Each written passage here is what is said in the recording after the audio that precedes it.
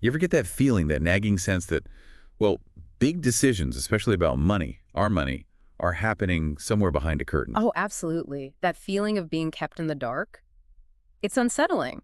And the case we're diving into today, it really brings that feeling into focus. Right. We're looking at what seems like a tiny detail in South Africa's 2024 budget review, but it actually cracks open a much bigger conversation about transparency in international lending. Okay, so what's this specific detail? What's the focus of our deep dive? It's a loan, our 1.68 billion from the government of Canada to South Africa. It just sort of appeared in the budget documents. Appeared. Yeah, and the way it was presented, or rather not fully presented, it just raises some, well, significant questions. Right, especially given the recent context. I mean, everyone's been talking about budget transparency lately, well, with the whole national budget delay back in February and then all the parliamentary wrangling, court cases. It's definitely put a spotlight on these things. Exactly. So our mission here really is to unpack what we actually know about this specific Canadian loan, why it's noteworthy, and, what bigger issues it points to for all of us. Okay, let's get into it. So how did this loan even surface? Was it like a major announcement? Not even close. It was almost buried, actually. If you were really digging into the 2024 budget review deep in table 7.5, page 77, Okay. it was the very last entry, just listed under international lenders. Government of Canada. That was pretty much it. No big press release, hardly any media pickup initially. Huh. Just tucked away. And normally for these kinds of international loans, you'd expect more information up front, wouldn't you? You absolutely would. For most other lenders listed there, the big international finance institutions, the World Bank, IMF, that sort of thing, Yeah. they usually provide key details. Things like, when will the funds actually be released? What's the interest rate? Crucially, is there a grace period before repayments kick in? So the basic terms and conditions. Exactly. That information gives you and Parliament a much clearer picture of what the country is signing up for. But for this Canadian loan, it was just lender name, total amount, that's it. Pretty much just Government of Canada and our 1.68 billion. Wow. That feels like, well, like buying something significant without knowing the repayment plan or the interest. What's the real issue with leaving out those details? Well, it's not just, a minor admin thing. Without knowing the interest rate, the repayment schedule, any potential fees, it's basically impossible for the public or even for Parliament to properly assess the true cost of this borrowing. Or to know if it's even a good deal compared to other options. Precisely. You can't judge if it's the most favorable financing South Africa could have secured. So where did the details eventually come from? Did our Treasury issue a clarification later?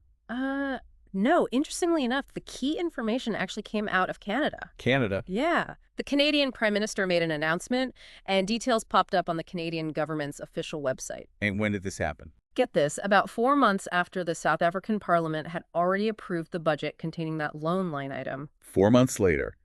So Canada told us the details about a loan to South Africa before South Africa really laid it all out. It seems that way, yes. They were more forthcoming, at least publicly and initially. Okay, so what specifics did the Canadian sources reveal? They confirmed the amount, see $120 million, which equals that our 1.68 billion figure. And here's a striking comparison. That our 1.68 billion, it's the exact same amount budgeted for the National Early Childhood Development Grant for the entire 2024-25 financial year. Wow, okay. That puts it into perspective. What else? The loan agreement itself was signed on March 3rd, 2024, and the likely annual interest rate looks to be around 3.4%. 3.4%. Okay. And repayment. Yeah. Any breathing room, any grace period. That's another key piece. It appears there's no grace period mentioned, meaning South Africa probably had to start repaying almost immediately after signing. Yeah. Though the exact loan duration, how many years we have to pay back, that hasn't been publicly disclosed either. Okay, hang on. This timing thing is really sticking out. Signed in early March, Correct. March 3rd. but Parliament only approved the overall budget, including this loan line item, much later. How does that work? Shouldn't Parliament have had all these details before they voted? That's the million rand question, isn't it? You'd think so.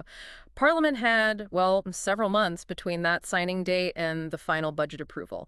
Plenty of time to ask National Treasury for the specifics, to scrutinize the deal. But it seems like that didn't happen. Or at least the questions weren't answered publicly. The fact that the details mainly surfaced later and from Canadian sources certainly raises questions about how thoroughly this specific borrowing was examined during the budget process here in South Africa. It really makes you wonder about the level of parliamentary oversight on these big international financial agreements. And this brings us to the bigger picture of international lending, right? It's not always just about money changing hands.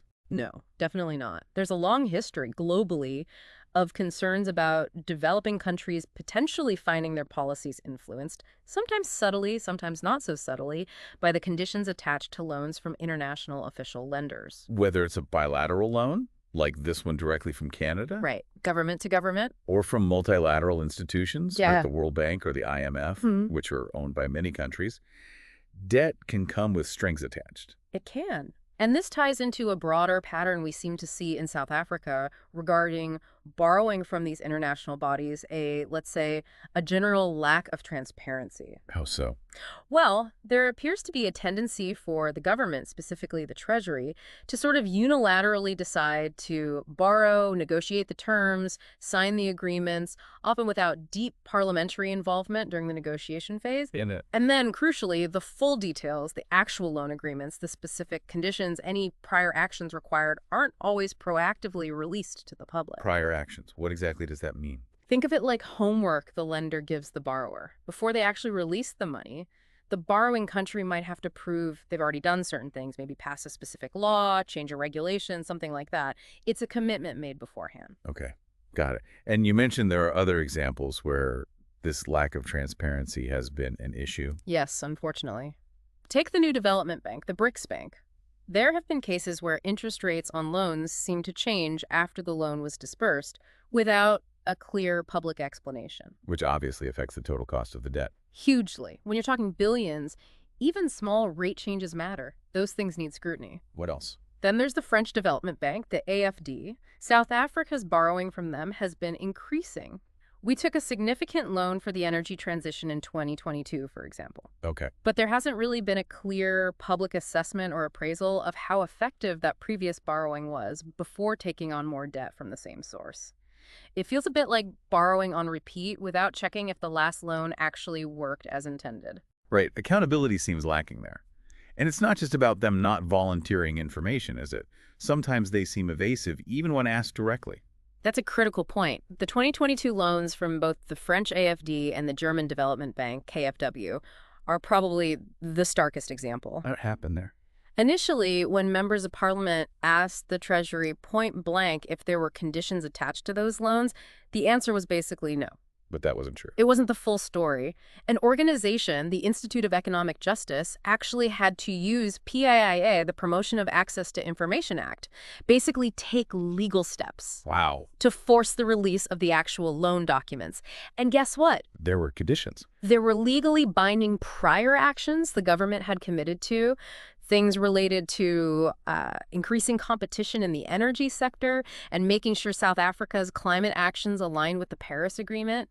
Important policy commitments. So the Treasury effectively denied conditions existed when in fact they were written into the contracts. That's what the documents revealed. It makes it incredibly difficult for the public and even MPs to trust the official narrative and have a proper debate about the trade-offs involved in these loans. Absolutely erodes trust. You mentioned an instance in Parliament, too. Yes, there was a specific exchange where an EFF representative asked the finance minister directly about conditions tied to these international loans. And the response. The minister basically deflected, directing the MP to look at a database concerning domestic bond terms, which has absolutely nothing to do with international loan conditions. So completely sidestepping the question. It certainly appeared that way. It really reinforces this feeling of reluctance to be fully open about these significant financial deals. So why is this transparency, this openness so vital? What are the actual risks of keeping these details under wraps? Look, understanding these loans, the good, the bad, the potential pitfalls, it's absolutely fundamental. These aren't just numbers on a page.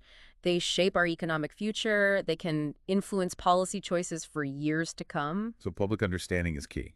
And parliamentary oversight.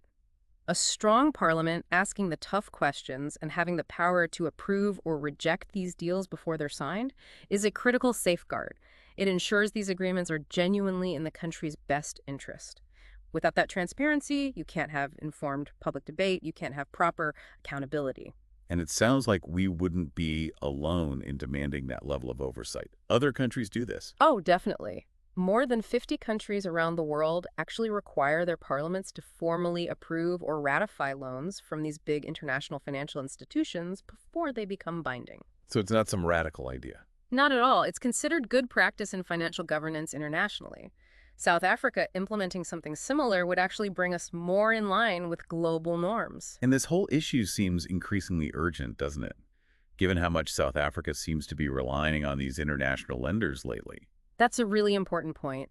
Since 2020 alone, South Africa has borrowed over R200 billion from these kinds of international official lenders.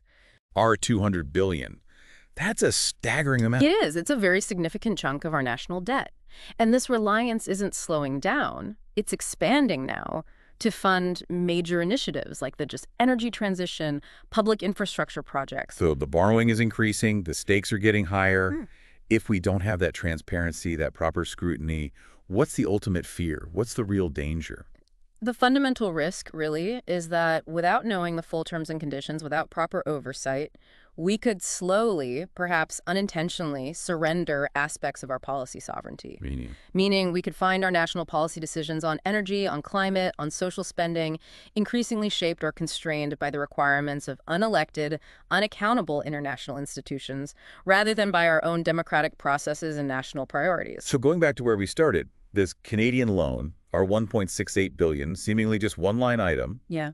it really does act as a window into this much larger, much more critical issue of transparency, accountability, and parliamentary oversight in South Africa's international borrowing. Precisely. It's a case study, if you like, a potent reminder that we, the public, need to stay vigilant, ask questions, and demand openness, especially as the country takes on more and more international debt.